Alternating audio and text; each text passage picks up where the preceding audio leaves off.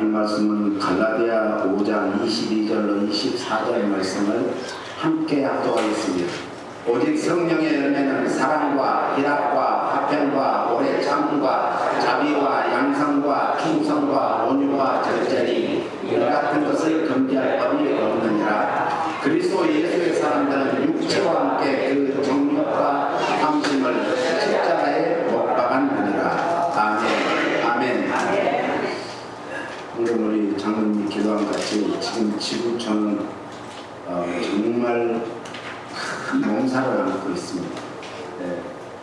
유럽에서는 무더위로 인해서 10,000명 이상이 죽고, 미국과 중국은 지금 대홍수로 지금 난리가 났죠. 한국도 지금 내일 모레까지는 이제 비가 계속 온다고 하니까 참 유의하시고, LA도 지금 계속되는 더위에 늘 건강을 유의하시기를 바랍니다. 오늘 우리는 계속해서 심령이 가난한 자에 대해서 말씀을 전하고자 합니다. 심령이 가난한 자가 되기 위해서는 회개 기도가 가장 선행되어야 되죠. 그래서 회개 기도를 드려서 철저히 죄의 길에서 이제 돌아서는 것을 말합니다. 그래서 죄의 길로 가던 발걸음을, 잘못된 길로 가던 발걸음을 돌이켜서 하나님께로 향해야 될 줄로 믿습니다. 회개를 통해서 심령에 쌓여있는 영적 쓰레기들을 다 이렇게 깨끗이 청소를 해야 돼요. 영적 쓰레기가 많으면, 우리 몸속에 이제 염증이 많으면 우리 몸이 자꾸 여기 아프고 저기 아프고 문제가 생기듯이, 우리 심령에 영적 쓰레기가 쌓이면은 자기도 모르는 사이에 불평과 불만과 원망과 그리고 남을 탓하는 탓의 소리가 끊지지 않는 것입니다. 심령이 가난한 자가 되기 위해서는 뭘 해야 되는가? 욕심을 버려야 돼요. 욕심. 모든 인간의 이제 소욕은, 육신의 소욕은 하나님과 원수되게 하는 거예요. 그래서 하나님 앞에 갈 수도 없고 또 하나님께서 우리에게도 올 수도 없는 그것이 욕심이에요. 욕심이 잉태해서 뭘 낳고? 죄를 낳고, 죄가 자라서 죽음에 이르는, 사망에 이르는 것이. 그래서 그 사람의 심령에, 생각에 욕심이 가득 차면 악한 영은 알고요, 우리를 이제 시험하러 들어오고, 템테이션, 시험하러 올 수밖에 없어요. 그래서 유혹과 미혹과 현혹을 우리는 이겨야 되는데, 이길 수 있는 힘이 없어요. 욕심이 있습니다. 그래서 넘어지는 거예요. 그래서 모든 상황과 여건과 환경을 만들어서 이 틈을 타고 들어오는 거예요. 틈. 작은 이제 두기, 자그마한 틈이 났어요. 그 틈을 빨리 메꿔야 되는데 메꿀 시간이 없으니까, 메꿀 그런 정말 뭐가 없으니까 어린아이가 그 두기에 이제 물이 새는 곳을 자기 손으로 막고 계속해서 소리를 지르는 거예요. 두기 무너진 게 이러다가. 그러니까 이 악한 영들에게는 자그마한 틈이라도 주면 안 돼요. 알레루야? 틈을 주면 안 돼요. 그것들은 그것 타고 오는 거예요. 제일 중요한 게 생각의 틈. 우리 생각의 틈을 타고 악한 것들은 와요. 그래서 우리가 항상 긍정적인 생각을 해야 되고, 부정적인 생각은 틈을 타지 못하도록 그때 우리는 자꾸 부정적인 생각이 들어올 때는 막 찬송을 부르세요. 찬송. 특히 감사 찬송을 많이 부르는데, 그러면 부정적인 생각이 들어오다가도 딱 막혀버려요. 더 이상 들어올 수가 없는 거예요. 그래서 이 변명거리가 참, 아담과 하와가 이제 악한 영이 와서 실과를 따먹고,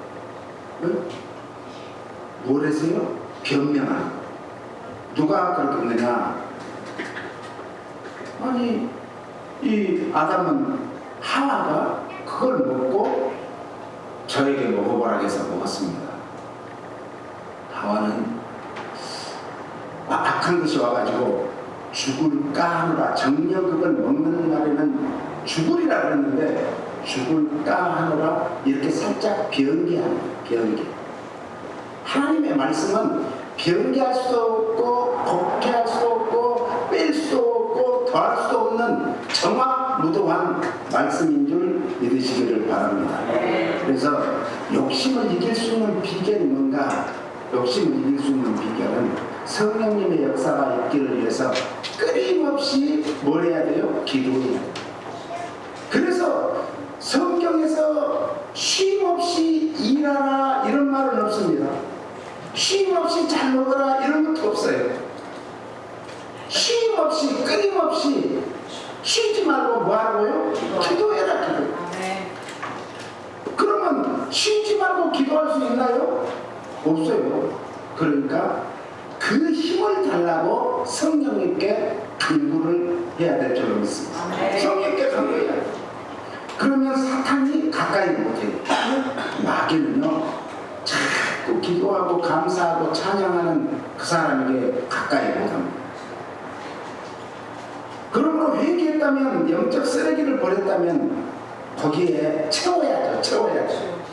예수님이 더러운 귀신을 쫓아내줬는데 이 귀신이 두루 다니다가 살펴보니까 옛집으로 한번 가볼까 하고 갔더니 어땠다고요? 집이 깨끗이 청소되었고 비어있기 때문에 다른 7 귀신을 더 데리고 들어가서 살았다는 거예요. 우리 심령에 은혜가 받았을 때 더 충만히 채워야 되고 성령을 받았을 때 더 충만히 채우지 않으면 그 틈을 타고 악한 것들이 들어옵니다. 할렐루야. 끊임없이 그래서 기도해야 돼요. 왜냐하면 야고보 1장 14절에 보니까 시험을 받는 것은 자기 욕심에 끌려 미혹되니, 시험을 받는 것은 템테이션은 자기 욕심에 끌려서 미혹된대요. 그러니까 자기 욕심을 버리면 그 자리에 뭘로 채우자? 하나님의 은혜와 하나님의 사랑과 하나님의 말씀과 하나님의 영으로, 성령으로 채우면 들어올 틈이 없는 거죠. 사람이 당하는 시험의 원인이 자기 내면에 있는 죄성과 욕심이라 확실히 보여주고 있지 않습니까? 그러므로 기도는 우리 자신의 욕심으로 하는 것이 아니라 욕심을 내려놓는 것이 기도예요. 내 안에 뭘 자꾸 내가 달라고 하는 것보다 내가 정말 무엇을 내려놔야 됩니까? 제가 지금 추구해야 되는 것이 무엇입니까? 위로부터 정말 내려오는 가장 좋은 것을 추구해야 되는데 땅의 것을 찾고 땅의 것을 추구하면은 그렇게 된다는 거죠. 그래서 욕심을 내려놓는 것이 뭐라고요? 기도예요. 기도. 내 욕심을 내려놓기 위해서 끊임없이 우리는 기도해야 될 줄로 믿습니다. 아무리 기도해도 욕심을 내려놓을 수 없을 때는 내 힘으로는 안 되겠구나. 그래서 성령님을 의지하는 거예요. 성령님, 저는 이 욕심을 내려놓으려고 해도 내려놓을 수가 없어요. 어찌합니까? 어찌합니까? 오라 나는 공부한 사람이라 이 상황에서 누가 나를 건져줄 것인가? 성령이 아니면 안 되니까. 그러므로 성령님의 권능으로 사탄의 유혹과 욕심을 물리치기를 예수님 이름으로 축원합니다. 그리고 계속해서 우리의 머리에 가득 차있는 그 욕심, 근심, 걱정, 염려, 세상 것으로 가득 찬 것을 자꾸 이것을 뿜어내야 되는데 그것이 뭔가 부르짖는 기도예요. 너희는 크게 부르짖어라. 부르짖어라. 그래야 하면 크고 비밀한 것을 보이리라. 에레미야 33장 3절에 말씀하십니다. 크고 비밀한 것이 뭔가? 성령님이에요. 성령. 성령이 오시면 나의 생각이 성령과 원수되었을 때는 나의 생각을 바꿔서 성령과 같이 갈 수 있도록 인도해 주십니다.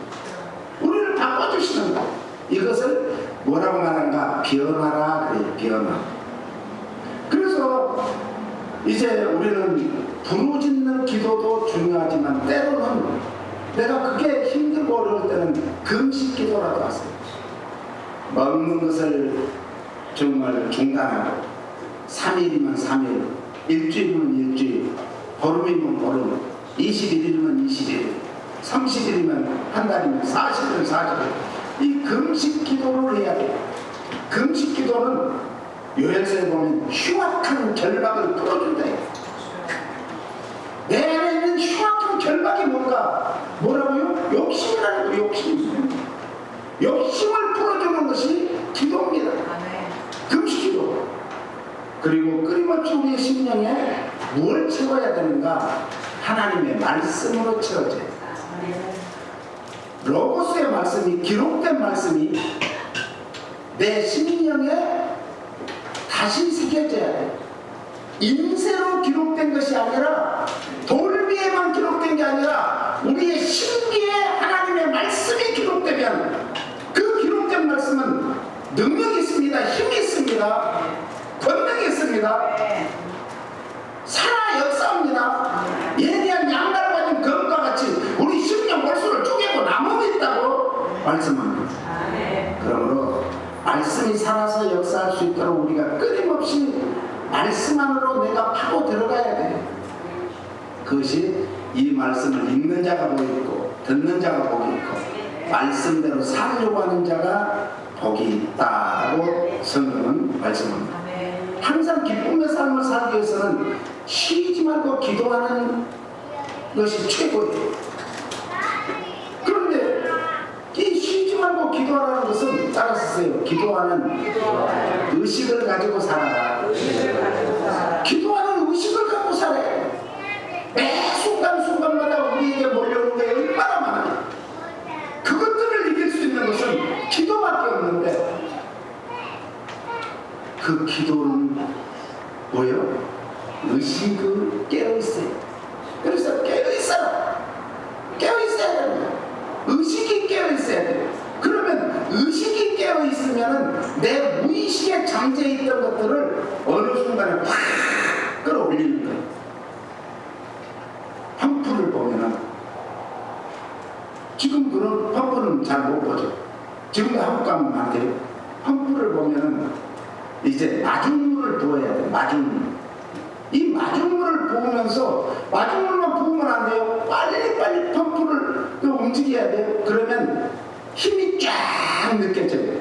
그러면서 쫙 깊은 데 있는 물이 이제 올라와서 계속하면 펄펄 쏟아지는 거죠. 오늘 우리가 정말 기도하는 것은 마중물과 같이, 처음에는 그런 것 같지만은 마침내는 저 깊은 우물 속에 있는 물을 끌어올리는 그런 힘이 있다니까요. 능력이 있다니까요. 그래서 우리 입술에서 쉼 없이 감사의 물줄기가 끊어지지 않아야 돼요. 기도하는 사람은 내 입술에서 뭐가 끊어지지 않아야 된다? 기도하는 의식으로 사는 사람은 감사의 물줄기가 끊어지지 않아야 돼요. 또 그 펌프의 물을 계속 뿜지 않으면, 가만히 두면 쭉 하고 빠져요. 우리가 어쩌면 그런 인생을 하루에 몇 번씩이라도 반복하는지도 몰라요. 그건 또다시 힘을 들여야 되고, 또다시 정말 힘쓰고 애써야 되고, 또다시 마중물을 떠부어야 되는 거예요. 왜 그래요? 끊임없이 나오도록 우리는 계속해서 내 입술에서 감사의 물줄기가 끊어지지 않기를 예수님 이름으로 축원합니다. 이것이 수없이 반복되고 쌓이게 되면 그때는 완전히 승리합니다. 어디를 가든지 무엇을 하든지, 네? 하나님이 함께 하시는 임마누엘의 복을 받고 여호와 이레의 복을 받고 영원히 함께 하시는, 정말 우리 하나님과 동행하는 복을 받게 될 줄로 믿습니다. 복 중에 복이, 최고의 복이 하나님이 나와 함께 하십니다. 있습니까? 네. 지금 이 시간도 우리 하나님이 우리와 함께 하심을 믿으시기 바랍니다. 히브리 4장 8절로는 이렇게 말합니다. 같이요. 만일 여호수아가 저희에게 안식을 주었다면 그 후에 다른 날을 말씀하지 아니었으리라. 그런즉 안식할 때가 하나님의 백성에게 남아있도다. 이미 그의 안식에 들어간 자는 하나님이 자기 일을 쉬심과 같이 자기 일을 쉬느니라. 그러므로 우리가 저 안식에 들어가기를 힘쓸지니 이는 누구든지 저 순종치 아니하는 돌에 빠지지 않게 하려 합니다. 하나님의 말씀은 살았고 운동력이 있어 좌우의 날선 어떤 검보다도 예리하여 손과 영과 및 관절과 골수를 찔러 쪼개기까지 하며 또 마음의 생각과 뜻을 감찰시나니. 오늘 모세의 후계자 여호수아가 이스라엘 백성들을 실제로 가나안 땅으로 인도하였음에도 불구하고 이것은 참된 안식으로 인도하는 것은 아니었다. 그런 말씀이에요. 가나안 땅으로 인도한 것은 그림자요 예표일 뿐이다. 오늘 우리가 사모하고 힘써야 될 것은 영원한 안식에 들어갈 새 하늘과 새 땅을 바라봐야 될 줄로 믿습니다.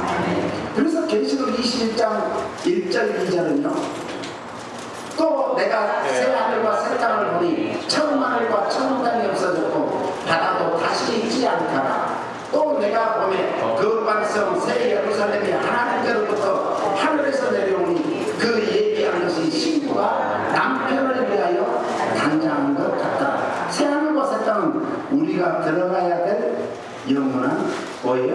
목적지. 목적이란 것은 눈목자예요. 눈. 우리의 눈이 어디를 봐야 되는가? 밝을 적자예요. 밝게 석양을 볼 줄 알아요. 내가 정말 인생의 석양이 되었을 때, 이 세상이 종말에 왔을 때 나는 어디를 바라보고 지금까지 왔는가, 앞으로 어디를 바라보고 갈 것인가를 우리는 늘 생각하고 살아야 될 줄로 믿습니다. 이게 신앙생활. 신앙생활은 자기의 목적지를 보기도 하지만 우리의 이 우주적인 종말의 목적지도 볼 줄 아는 것이 신앙생활이에요. 우리의 본향이 바로 새하늘과 새 땅이에요. 우리는 나이가 들어가면서 저도 그래요. 야, 한국이 그리울 때가 있어. 가보면요, 옛 사람들도 별로 없어요. 그 시골에도. 그리고 다 외지 사람들이 와서 살아. 외지 사람. 그리고 옛날 인심은 온데간도 없어요. 우리 이런 노래 있잖아요. 옛사람 간 것 없고 올 리도 없지만, 옛사람이 간 것 없고 올 리도 없어요. 그런데 우리만 괜히 고향을 그리워하고 고국을 그리워하는 것 뿐이지. 어느 목사님이 대전에서 태어나가지고 대전에서 살다가 이제 만났어요.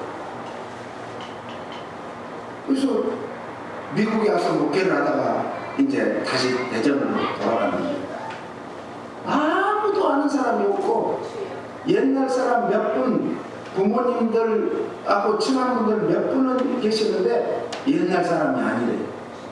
인심이 없고, 가서 자기가 목회를 했는데 뭔 돈이 있겠어요. 베풀면 좋아하고 그렇지 않으면 안 좋아하는 거예요. 뭐니 해도 머니를 써야 좋아하더라는 거예요. 네? 그런 세상이에요. 그런데 하나님 나라의 새하늘과 새 땅에서는 우리 주님이 우리가 살 그런 처소를 예비해 놓고 영원토록 함께 살 수 있는 행복의 동산을 만들어 놓고 기다린 줄 믿으시기 바랍니다. 거기는 더 이상 사망이나 고통이나 죄악이 존재하지 않고 아픔도 슬픔도 없는 곳이 바로 그것입니다. 우리는 그래서 새로운 공동체로서의 삶을 살기 위해서 우리는 하나님 나라를 사모해야 될 줄로 믿습니다. 예수 그리스도의 십자가의 보혈로 구속받은 성도들에게 하나님께서 주시는 최고의 선물 기프트가 바로 새하늘과 새 땅임을 믿으시기 바랍니다. 이것이 은혜 중에 은혜임을 믿으시기를 축원합니다. 그러므로 우리는 영원한 안식으로 인도하는 도구가 하나님의 살아있는 뭐라고요? 말씀이에요. 하나님께로 갈 수 있는 그 정말 길이 말씀이 육신을 입고 오신 예수 그리스도를 통해서 그 길을 갈 수 있는 거예요. 예수 그리스도가 아니고는 천하에 구원받을 만한 이름을 주신 적이 없다라고 성경은 분명히 말씀하고 있습니다. 그러므로 오늘 우리는 예수님을 나의 구세주 하나님으로 믿는다는 것이 제일 큰 은혜고 축복임을 믿으시기를 바랍니다. 그러므로 이제 말씀, 하나님의 말씀은 우리의 뭘 변화시킨가? 전 인격을 변화시킵니다. 뭘 변화시켜요? 전 인격을 변화. 사람이 인격이 변하면요, 삶이 변하게 돼 있어요. 삶이 변하면 어떤 나의 이게 오는 내가 접촉하거나 나에게 오는 것들이 달라져요. 전에하고 달라져요. 우리가 은혜 받고 나면 전혀 전에하고 달라진 게 없죠. 안 그래요? 은혜 받고 나면 뭐가 달라져야 된다. 달라진 것이 없어요. 세상은 집에 가도 그대로 있고 자동차를 타고 가도 그대로고 다 그대로예요. 변한 게 없어요. 그런데 이 은혜를 받고 계속해서 우리는 무엇 속으로 들어가야 하는가? 말씀 속으로 들어가야 돼요. 그러면 말씀이 아까 읽은 말씀과 같이 살았고 운동력이 있어 예리한 양날까지 그런 것 같이 우리 심령 골수를 쪼개서 우리 전 인격을 변화시켜주면 그때부터는요, 내가 세상을 세상으로 보는 게 아니에요. 어제까지 봤던 지금까지 보았던 그 세상이 아니라 새로운 세상을 보게 될 줄로 믿습니다. 내 눈이 달라져 있어. 그러니까 가난하고 힘들고 어려운 사람을 보면 내 눈에서 눈물이 흐르는 거야. 내 가슴에서 짠한 마음이 생기는 거야. 안 됐다.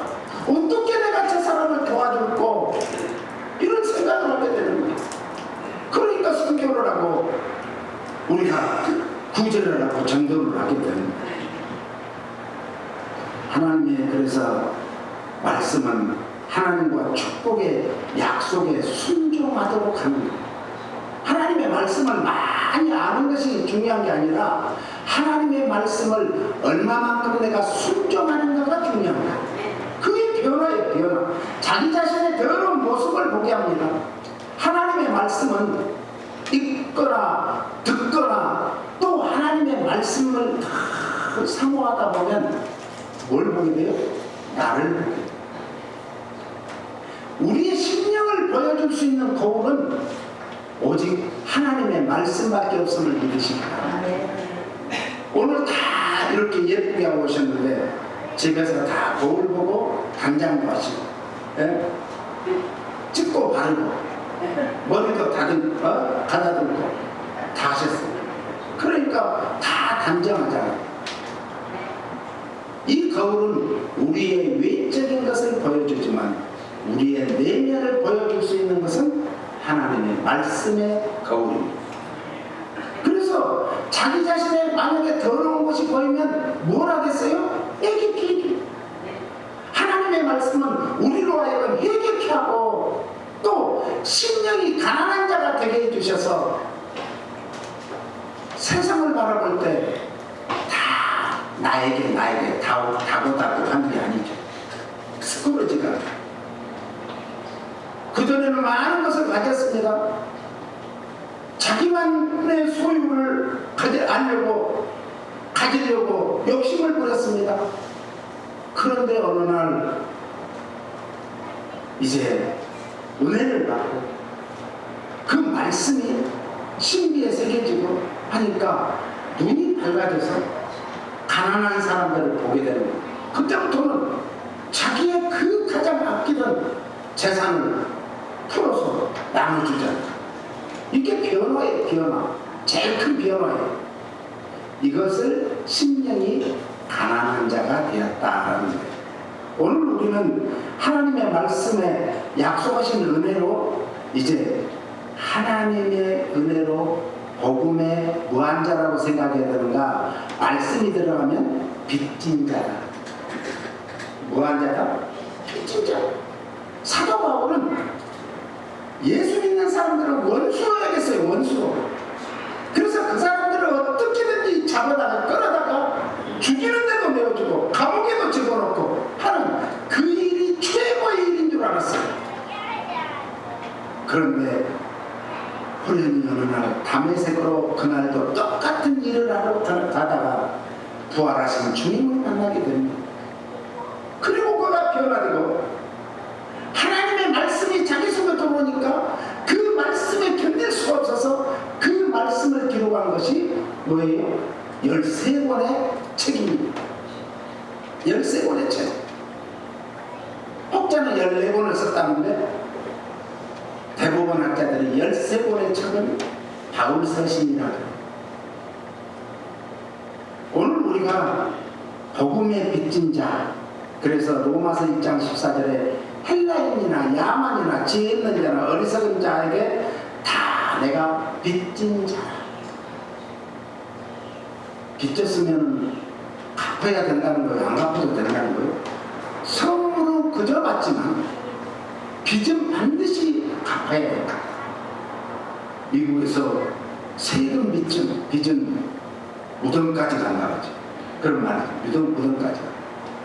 빚지면요 참 힘들어요. 오늘 우리는 이런 고백을 할 수 있으십니까? 이런 믿음의 선한 고백을 할 수 있기를 예수님이 불러 축원합니다. 나는 다 빚진 자다. 헬라인에게도 빚진 자고 야만에게도 빚진 자, 야만인에게도 빚진 자고 지혜 있는 자에게도 빚진 자고 어리석은 자에게도 내가 빚진 자다. 그러므로 때를 얻든지 못 얻든지 누구에게나 예수 십자가의 피 묻은 복음을 전하리라는 고백을 해야 할 줄 믿습니다. 참된 겸손의 의미가 바로 나는 빚진 자라는 고백입니다. 은혜를 크게 받은 자일수록 더 겸손해질 수밖에 없다는 그런 고백입니다. 교만한 자는 하나님의 은혜를 부정하는 자라는 것을 깨달을 수가 있습니다. 그래서 사도 바울은 이렇게 고백을 합니다. 고린도후서 15장 9절 10절. 나는 사도 중에 지극히 작은 자다. 내가 하나님의 교회를 핍박함으로 사도라 칭함을 받기에 감당치 못할 자다. 그러나 나의 나된 것은 하나님의 은혜로 된 것이니 내게 주신 그의 은혜가 헛되지 아니하여 내가 모든 사도보다 더 많이 수고하였으나 내가 아니 오직 나와 함께 하신 하나님의 은혜로라. 할렐루야. 하나님의 은혜. 예수 그리스도를 핍박했던 과거로 인해서 감히 바울은 주의 종이라 말할 수가 없는 그런 처지가 되었습니다. 그럼에도 불구하고 하나님의 은혜로 불러주신 하나님께 대한 감사와 겸손의 그런 표현을 하고 있죠. 또한 다른 사도들보다 부족함이 많다는 겸손의 표현인 것입니다. 바울은 그리스도를 위하여 어려운 일을 많이 할 수 있었던 것도 자기가 잘나서가 아니라 하나님의 은혜 때문이고 하나님께 모든 영광을 돌리기 위함이었다고 고백을 하는 그런 내용이 오늘 고린도서 15장 9절 10절 말씀입니다. 야고보 사도는 1장 15절에 같이 읽겠습니다. 욕심이 있게 죄를 낳고 죄가 장사하죠. 사망을 낳습니다. 죄와 사망의 관계를 동물적인 생산에다 비유한 말이 바로 이 말입니다. 이 말은 죄를 남성으로 보면서 그가 장성해서 자라서 사망의 아비가 된다라는 뜻이에요. 죄라는 것은 독립적으로 딱 한 가지 개별적으로 이제 존재하는 게 아니라 쇠사슬 있죠. 쇠사슬은 한 개만 연결돼요, 두 개 연결돼요, 세 개 연결돼요, 많은 연결. 우리를 그래서 완전히 죄의 사슬로 묶어버리는 것이 죄. 그래서 죄의 신속한 오염성을 강조하고 있는 거예요. 인간의 전적인 부패상을 보여주고 있습니다. 그러므로 예수 그리스도께 붙들지 않으면 본질상 진노의 자식이라고 성경은 말씀하고 있습니다. 그래서 오늘 우리는 예수님을 가까이 하시기를 바랍니다. 예수님을 가까이 하는 게 뭐예요? 말씀이 육신돼서 오셨기 때문에 말씀을 가까이 합니다. 에베소 2장 3절로 8절은요, 전에는 우리도 다 그 가운데서 우리 육체 욕심을 따라 지내며 육체와 마음이 원하는 것을 하여 다른 이들과 같이 본질상 진노의 자녀이었더니 긍휼에 풍성하신 하나님이 우리를 사랑하신 그 큰 사랑을 인하여 허물로 죽은 우리를 그리스도 예수 안에서 살리시고 너희가 은혜로 구원을 얻은 것이라. 또 함께 일으키사 그리스도 예수 안에서 함께 하늘에 앉으시고 이는 그리스도 예수 안에서 우리에게 자비하심으로써 그 은혜의 지극히 풍성함을 오는 여러 세대에 나타내려 하심이니라. 너희가 그 은혜를 인하여 믿음으로 말미암아 구원을 얻었나니 이것이 너희에게서 나온 것이 아니요 하나님의 선물. 기프트는 갚아야 된다고요? 갚을 필요가 없는 거고 거저 받았으니까 우리도 다른 사람에게 복음을 전할 때 거저 주라는 거예요. 헌신하고 봉사할 때 거저 주라는 거예요. 내가 어떤 대가를 바라고 하는 것이 아니에요. 신앙생활은 대가를 바라는 게 아니라 정말 하나님의 은혜에 감사해서 늘 예배드리고 전도하고 선교하고 봉사하고 헌신하고 하면은 우리의 필요한 것을 다 하나님께서는 그때그때 채워주실 줄로 믿습니다.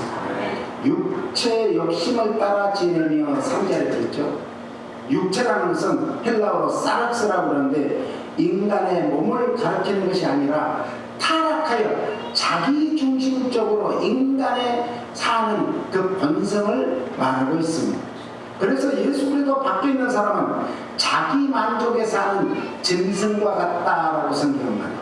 자기를 사랑하고 자기를 자랑하고, 그래서 세상 사람들은 돈 자랑, 명예 자랑, 자식 자랑, 가진 것 자랑, 힘 자랑하는 거예요.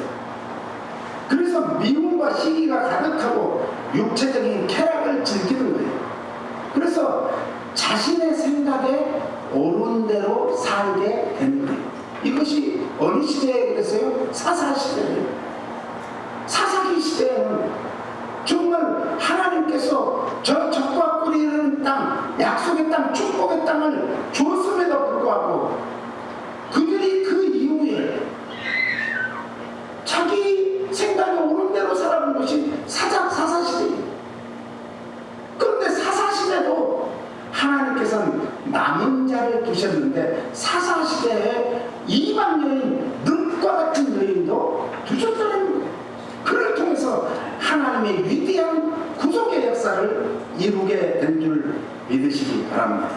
그래서 내 생각이 아무리 옳아도 하나님의 말씀을 읽다가 듣다가 내 마음에 부딪히면 빨리 깨닫는 것이 은혜예요. 할렐루야. 내가 왜 저 말씀이 나에게 부딪히지? 이 말씀이 왜 정말 길가에 뚝 떨어져서 대문대문 굴러가지? 이 말씀이 돌짝에 떨어져서 곧 자라는 것 같지만 왜 말씀이 나에게 살아서 역사하지 못하지? 왜 이 말씀이 정말 가시덤불에 떨어져서 힘없이, 말씀은 알지만 말씀을 믿는다고 하는데 힘이 없어, 능력이 안 나타나, 말씀에 권능이 없어, 비실비실 배상용이가 되는. 그래서 자기 생각에 옳은 대로 사는 것이 신앙생활이 아니라 하나님 말씀대로 사는 게 신앙생활. 할렐루야. 네?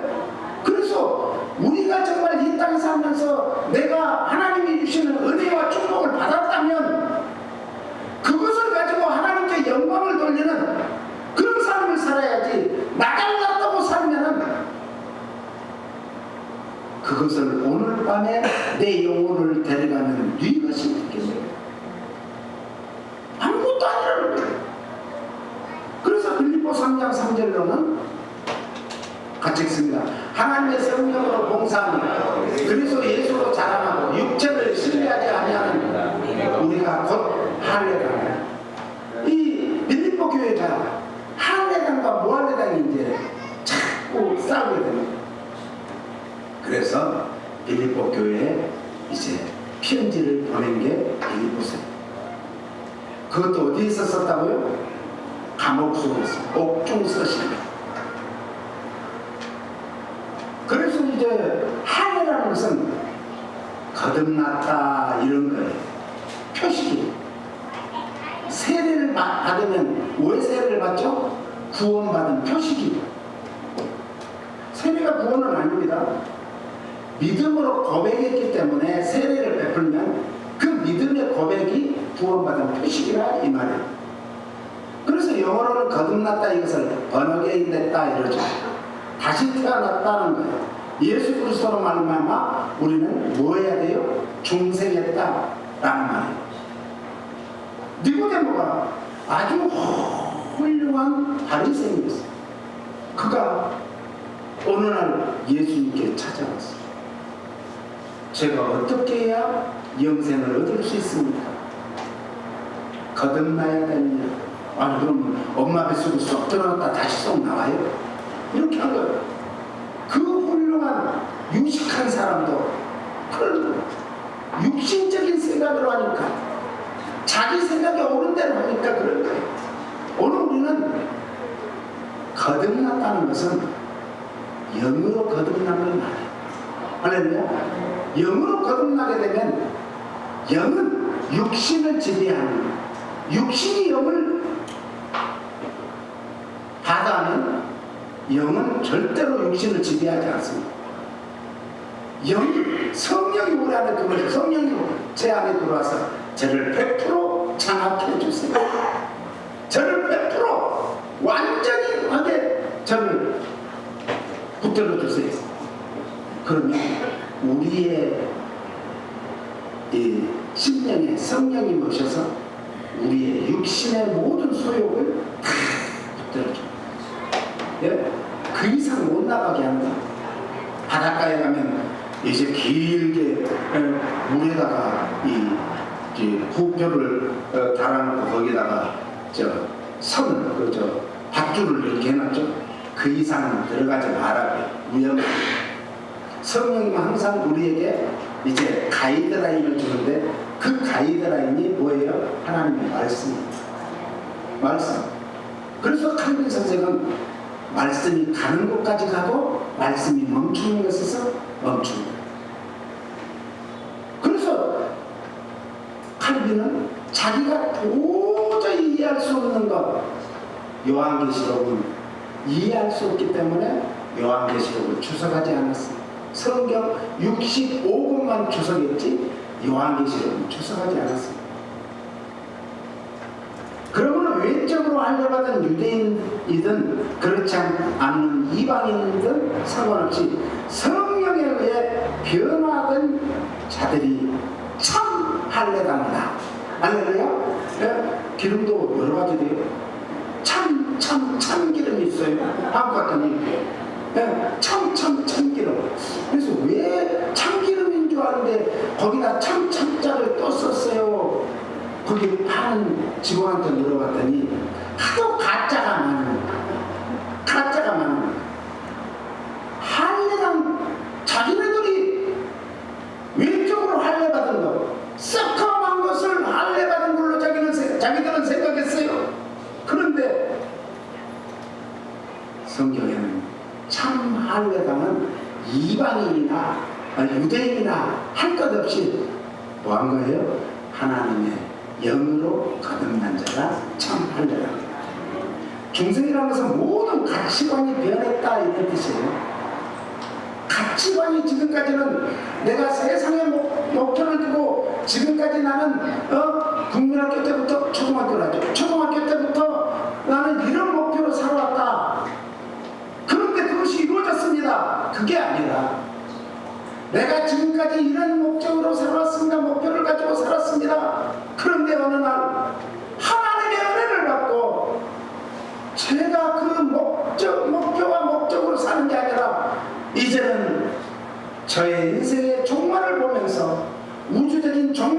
땅에서 그때 거기서 구원받지 못한 자들이 영원한 불못에 빠지지 않기 위해서 그들을 구원하기 위해서 그들을 주께로 인도하기 위해서 남은 여생을 살겠습니다라는 고백이 되는 거예요.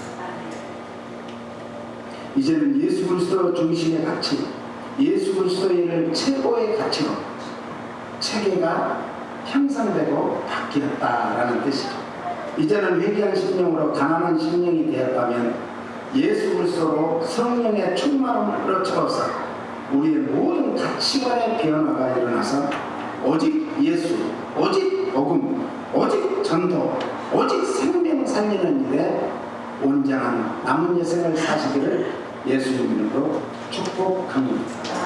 그렇습니다. 주님, 저희들이 지금까지 어떤 가치관으로 살았는가 한번 뒤돌아보고 지금부터 어떻게 살아야 될 것인가를 다시 한번 생각하며 살 수 있는 저희들이 되게 하여 주시옵소서. 예수님 이름으로 기도합니다.